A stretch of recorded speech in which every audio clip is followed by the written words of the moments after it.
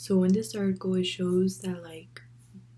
people start to notice and pick up the fact that like gifted students are not just happy la la la really smart people. They do go through mental illness and psychological, like their well-being gets messed up trying to hold those high expectations that they think people hold on them. So like the real question they really ask is that how gifted affects the psychological well-being on the gifted students. And they have like two views, one being that the gifted students are generally like better adjusted than the non-gifted kids in their environment, and so they have like a better understanding and self how do you say it,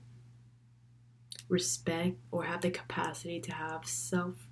respect for themselves and cope with stress better than like a non-gifted students. These gifted students, they are at a more risk of emotional and social problems in their adulthood and adolescence. And so these gifted students are more likely to be more sensitive, and they alienate from peers, and they're more keen to have more stress than their peers, and that is a result of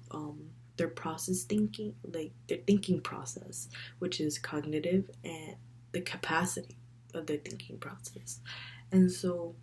they're more like leading up to in their adolescence to like suicide, anxiety, depression, delinquency, like those type of stuff would happen with gifted students. They also state that the adjustment of like the person's life in, or the patterns they have in their life,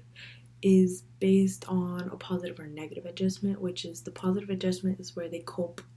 with these things better than the negative adjustment where they have like maladaptive coping strategies, which is like lacking of coping skills, or they don't deal with stress effectively like the positive adjustments gifted students do. And they start to list like different types of giftedness and how giftedness affects these types of things, like for example giftedness with depression, giftedness with anxiety, giftedness with psychiatric disorder, giftedness with self-concept, which is self-esteem, giftedness with global measure, and adjustment, which is like their environment. So, in methods, they would have investigators or interviewers do different types of things like behavioral checklists on global adjustments, as an example, on these kids to see the adjustments they have on giftedness, or how giftedness have on that child. So, like I said before, for global adjustments, global measures of adjustments, they would have a behavioral checklist and see how the giftedness affected the gifted level affected them. And so they also measure specific factors that is associated with positive or negative reinforcement and adjustment, such as like depression, suicide, delinquency, self-esteem, stuff like that. And so finally, the research suggests that no conclusion can be drawn on the gifted kids apparently, and it suggests that the psychological well-being of the kids is related to the type of giftedness that they have, which is the child's personal characteristic of self-perception, which is like self-esteem and stuff, and their life circumstances, so whatever happens at home or at school, and their surroundings. But they did find that the global adjustments are that has been used is suggested that the gifted kids are at least well adjusted than their non-gifted peers. So that's a plus side for the gifted kids, but that also shows that they do suffer from more effects than the non-gifted kids, which do lead to suicide, depression, anxiety, delinquency. So in this study, it also shows that it's hard to generalize the self-concept on gifted students, or the self-esteem on gifted students, because apparently it changes in time. and in development. And it also shows that the study suggests that like the educational placement that they put the kids in, like advanced classes or skipping a grade, do have like an influence of the adjustments that the kids have. There's they found that the gifted kids who are in a full-time separated class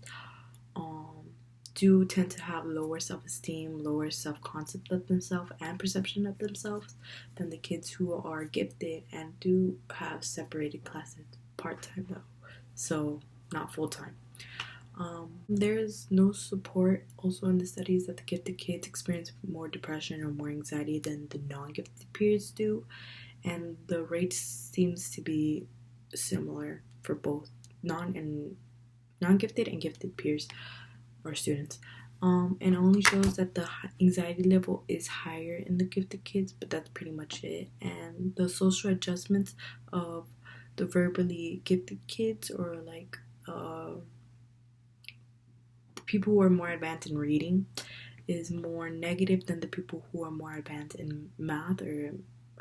science and those types of fields. And they also have evidence that their higher rates of mood disorder and suicide are among the creative